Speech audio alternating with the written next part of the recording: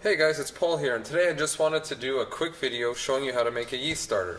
First thing you're going to want to do is take your liquid yeast pack out of the fridge, smack it, shake it, and let it warm up for about 2 or 3 hours. You should see the pack inflate. Next, you're going to want to weigh out 100 grams of dry malt extract.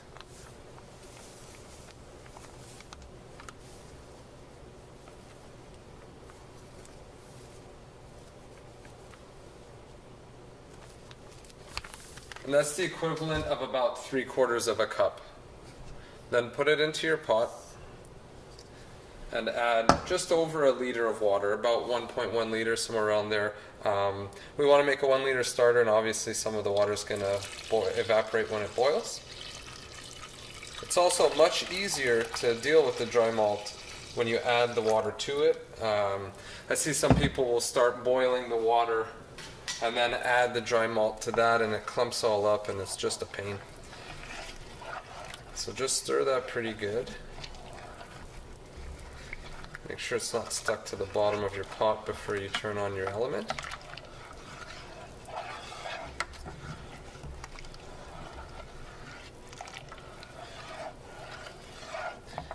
Alright. And now turn on your burner. You don't want to put it on high. Last thing you want is a boilover. So I usually put mine to about 7 or 8, and we'll just wait for it to get to a boil. One tip I have is before it gets to a boil, when you start seeing the white foam on top, add a couple drops of Fermcap and give that a stir. That'll prevent a boilover. I guarantee you, I wasn't really paying attention, and if I wouldn't have put Fermcap, this thing would have completely boiled over by now.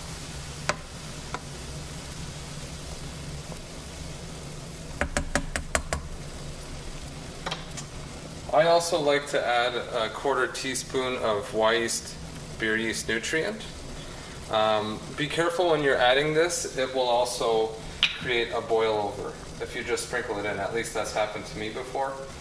So now I just add some to my spoon. And there you go. Oh, even then that was kind of sketchy. We're going to let this boil for 10 minutes. It's basically just to sanitize it. So yeah, we'll let that go for 10 minutes and be right back. So we boiled our starter wort for 10 minutes. Now we want to cool it down. So fill your sink with cold water and ice cubes if you have them. And then just put your pot in there. And I usually let it sit for about 10 minutes, and then I'll transfer it into my Erlenmeyer Flask or whatever it is that I'll be fermenting the starter in. So we'll just let it sit for a little while. So now that the starter wort has chilled down quite a bit, I'm going to add it into my Erlenmeyer Flask.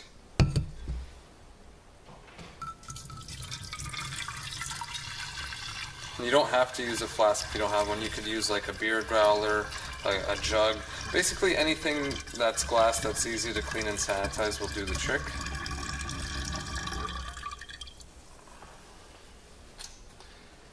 Then just sanitize a piece of tin foil, put that on there, and then I'll chill it the rest of the way. Once it's in the flask, every now and then just pick it up and swirl it around. It'll help chill it quicker. Now that our starter wort has cooled down, we're going to give our yeast pack a good shake and then pour it in.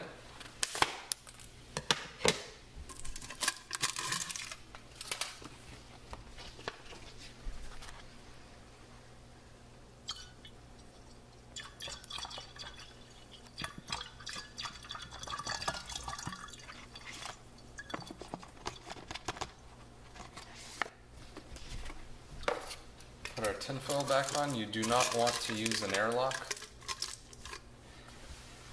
And that's it.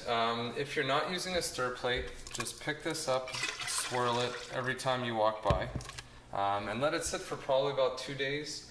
I will be using a stir plate, so I usually put it on the day before I brew, and then it's ready for when I'm brewing.